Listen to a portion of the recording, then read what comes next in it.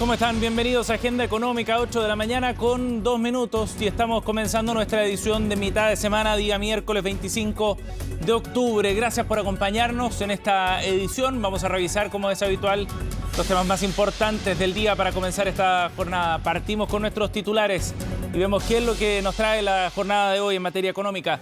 Vamos a partir contándoles sobre la discusión que comienza hoy día y termina mañana en el Consejo del Banco Central. Nueva reunión de política monetaria muy relevante, como todas, pero quizás esta más todavía para marcar un camino, para dar señales de parte del banco respecto a cuál será la velocidad a la que se va a ir recortando la tasa de interés. Hay varios actores del mercado, entre ellos el Grupo de Política Monetaria, que ha planteado que es necesario un recorte cercano a los 75 puntos base. Eso espera el mercado, dado lo que está ocurriendo a nivel global, cierta inestabilidad y también preocupación por la marcha de la economía a nivel local. En una nota les contamos cómo se prepara el escenario antes de la reunión que concluirá mañana. También les vamos a contar de otro tema respecto a lo que está ocurriendo en el mercado en relación a la empresa Cencosud y a los turbulentos días que han vivido recientemente.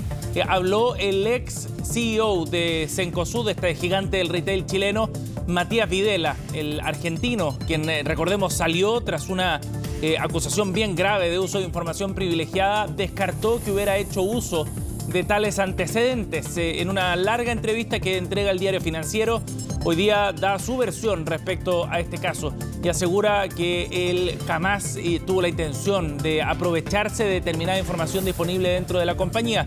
Explica que hubo más bien oportunidades de mercado que él vio para esa polémica transacción, la compra de acciones de Cencosud, que luego sería censurada por parte de la CMF, censura que le valió luego la salida de la compañía. Bueno, vamos a revisar algunos de los pasajes más importantes de la entrevista que dio Matías Videla al Diario Financiero.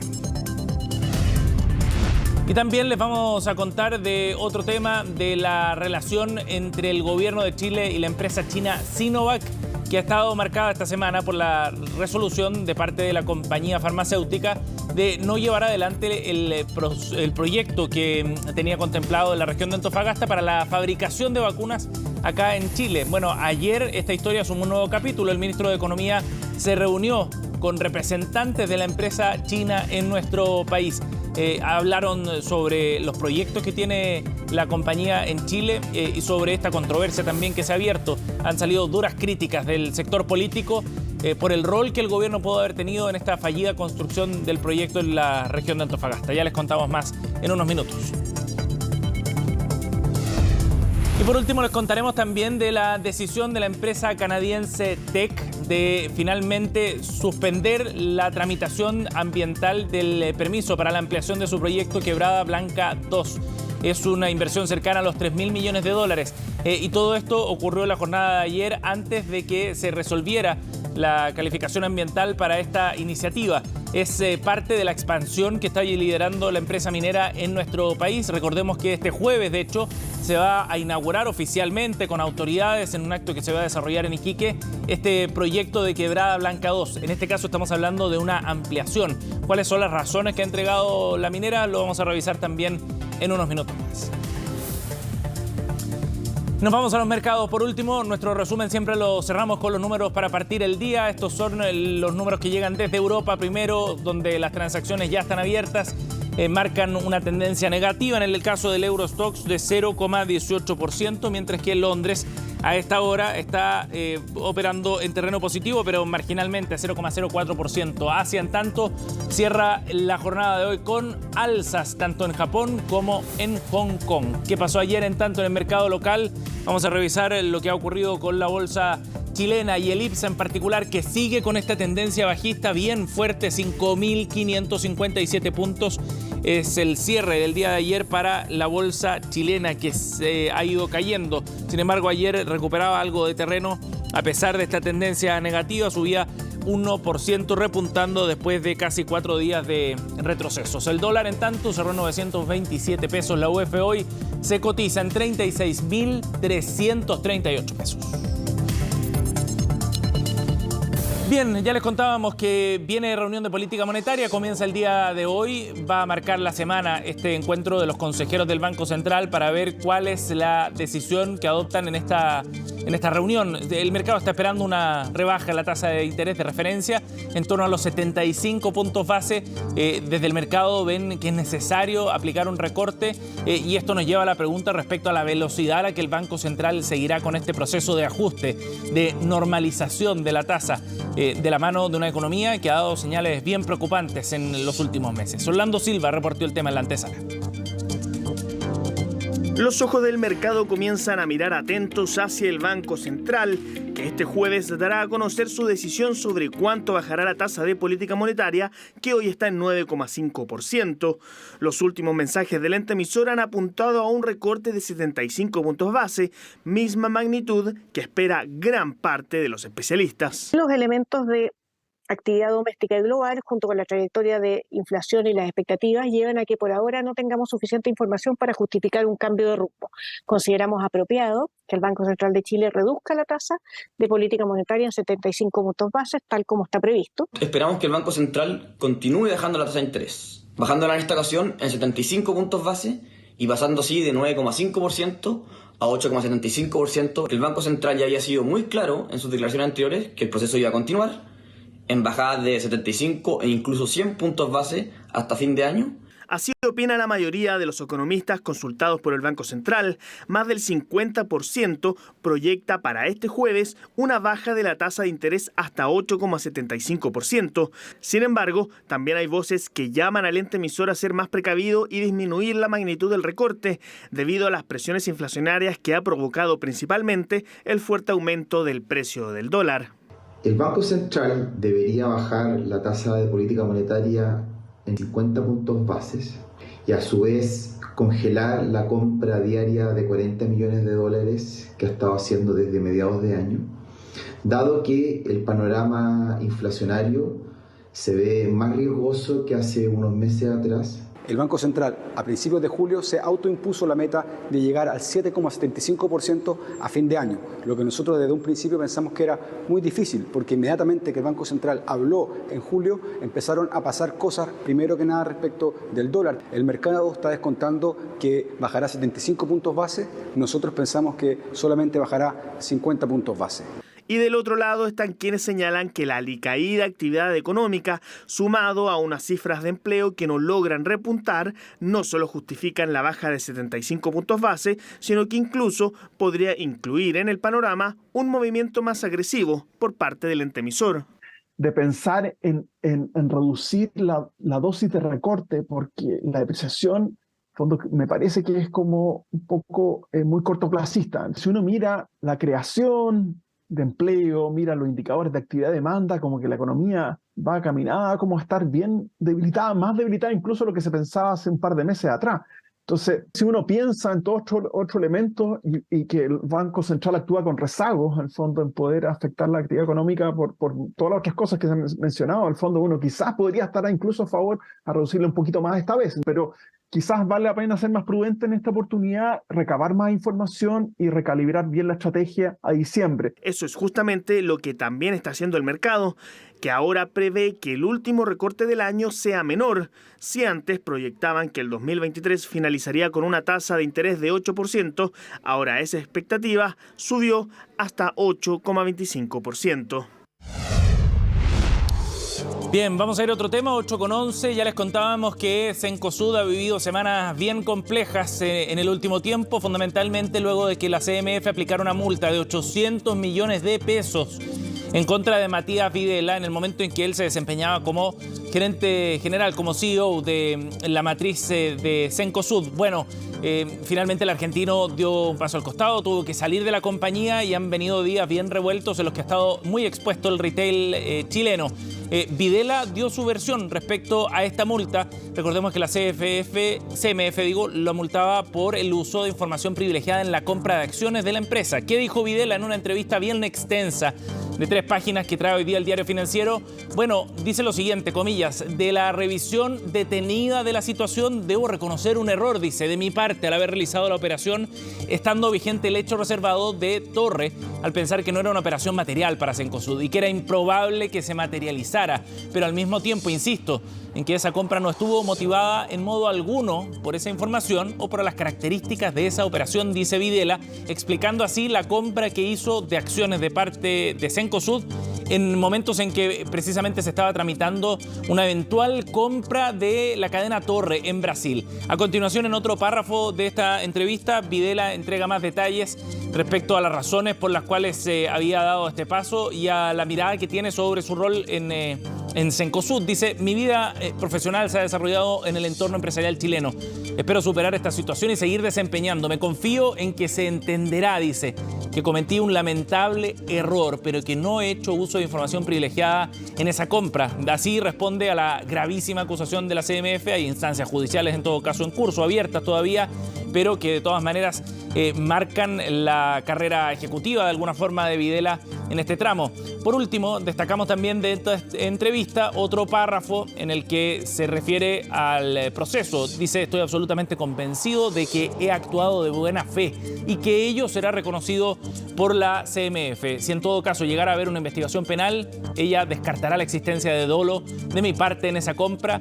Otra de las reflexiones entonces que deja Videla, quien se desentiende, digamos, de la acusación de la CMF, asegura que no hubo intención de utilizar esa información y de sacar provecho, en definitiva. Eso es lo que está acusando la CMF, que usando esa información realiza una compra que le permite sacar ventaja respecto al resto del mercado, asunto que Videla descarta, en esta entrevista que da al Diario Financiero publicada el día de hoy.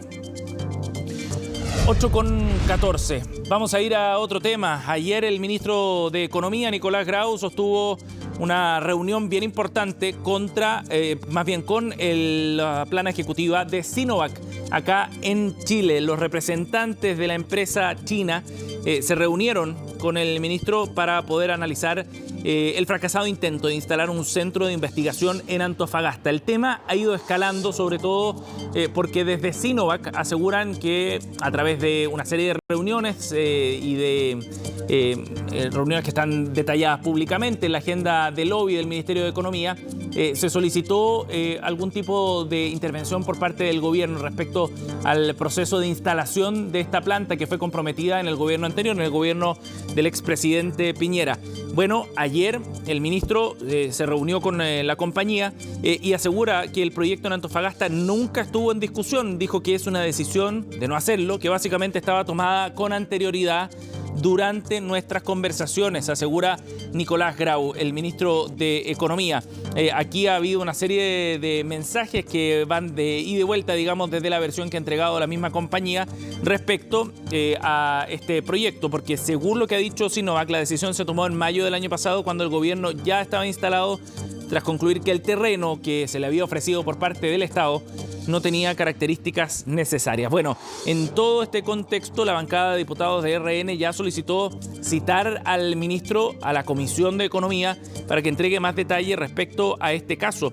Fundamentalmente porque acusan desde la oposición que aquí pudo haber habido algún tipo de responsabilidad del gobierno por acción o omisión, digamos, en la decisión de Sinovac de no llevar adelante este proceso, esta planta más bien, del Centro de Innovación en la zona norte de nuestro país. Por ejemplo, el senador José Miguel Durana, el representante de la zona norte, dice que cuando el ministro Grau desdramatiza esta situación, eso es grave. Chile hoy día tiene tasas de cesantía altas a nivel nacional y en regiones. Desechar una inversión de más de $100 millones, obviamente que representa el sentido de no urgencia que tiene el gobierno, dijo en declaraciones a EMOL el senador Durana. De todas maneras, el ministro de Economía ha subrayado que la empresa todavía no ha desistido de desarrollar vacunas en Chile. Solo se limitó a señalar que como gobierno haremos lo que hacemos siempre, en el caso de todas las inversiones, ver las mejores condiciones para que esta inversión se pueda desarrollar, concluyó ayer el ministro tras la reunión con los representantes de Sinovac en nuestro país.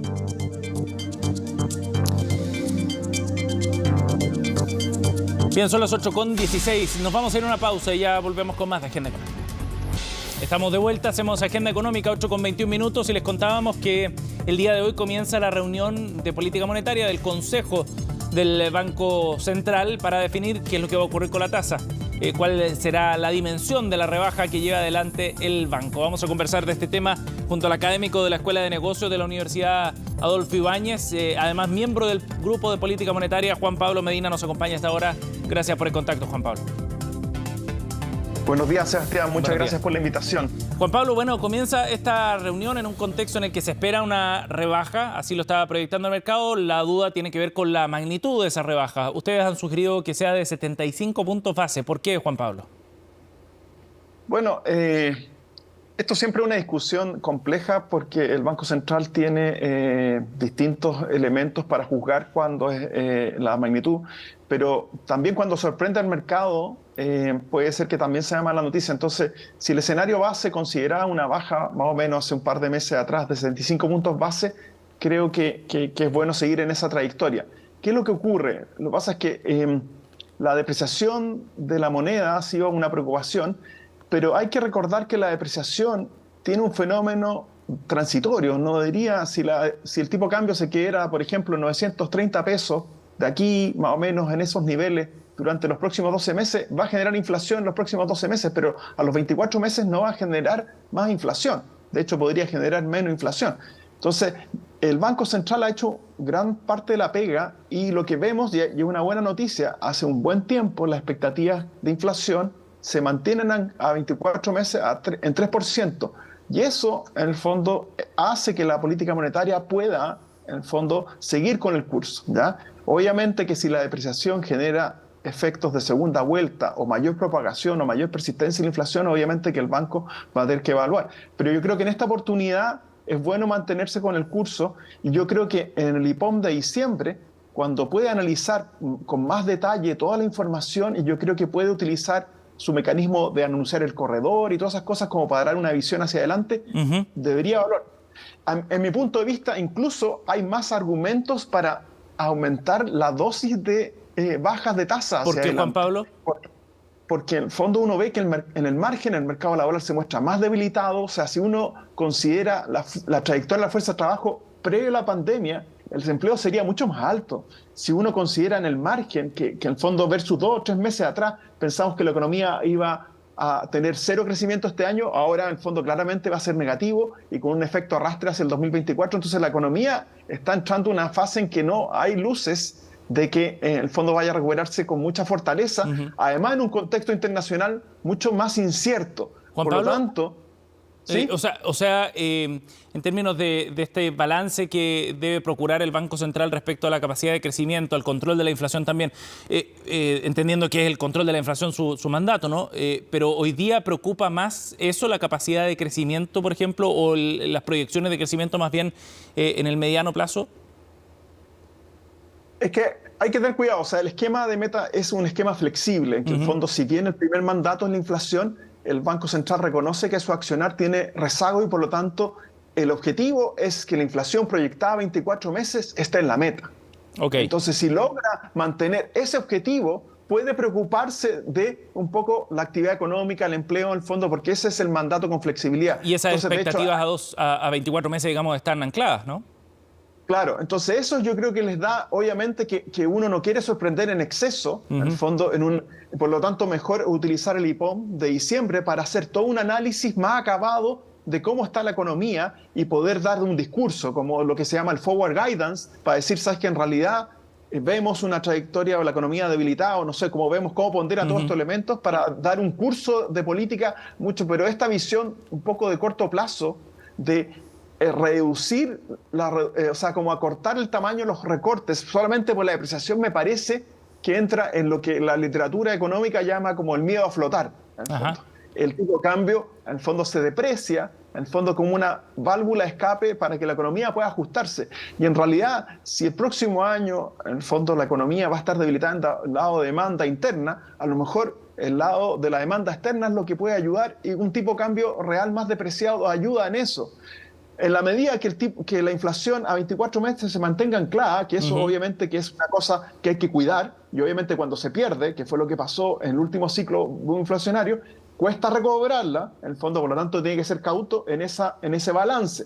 Pero a la medida que el Banco Central tenga reputación en ese objetivo, en el fondo, credibilidad en ese objetivo de que la inflación se mantenga y el mercado le crea, si uno mira encuestas incluso de lo que hace el INSEE de expectativa a 12 meses, incluso en lo más reciente con depreciaciones, igual vienen a la baja esas expectativas de inflación. Quizás todavía no están en el rango meta, pero vienen a la baja. Entonces, muestra que de alguna manera, a pesar de la depreciación de corto plazo que hemos observado, a 24 meses se mantiene el 3%. Entonces, eso permite que el Banco Central, y es lo ideal, pueda mantenerse de una forma contracíclica. Y porque como actúa con rezago, puede ser que la tasa, en el fondo, claro, que si baja más lentamente, en el fondo, al final, igual la inflación va a caer de 3% en algún momento si la economía entra muy debilitadamente en el 2024. Exacto. Sí.